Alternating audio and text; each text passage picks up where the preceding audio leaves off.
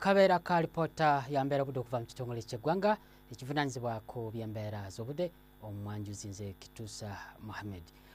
Omukuubo wadde nga gwasenvudde ne guddira ddala mu makkati ga ensi yattu empeweevu zikunta ziva eri ku Ssekuyanja Buyindi ssaako n'ezo eziva eri mu Gabira g'e Congo, wabula olunaku olw'enkya ebitundu by'eggwanga ebisinga obungi omusana gujja kuba nga gwaka mu masekkati okuviira ddala n'eri era ebuvanjuba omusana gujja kuba nga gwaka paka eri bugwanjuba. Embeera budde ejja kubeera nga ya musana okutuukira ddala eri mu Karamojja paka ng'ekibodde eri mu Arua omusana gujja kubeera nga gwaka.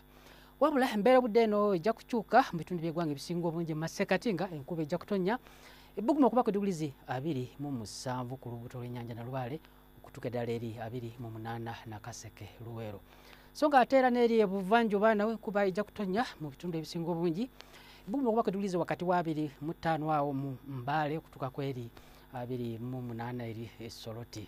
So nga ate era n'eri ebugwanjuba ebitundu ebisinga obungi era enkuba ejja kutonnya ebbugumu okuba ku diguli 22 Kabale okutuuka ku 27 awo Kasese. So nga era eri mu Karamojja era nawe enkuba ejja kutonnya ebitundu ebisinga obungi paka Arua ebbugumu okuba ku diguli 27 okutuuka ku 28.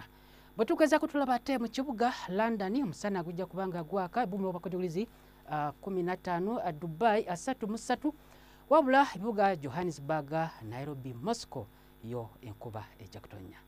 Ebisingako awo n'ogenda ku mutimbagano gw'ekitongole kyaffe nga bugula ku timbe beera bulungi weraba.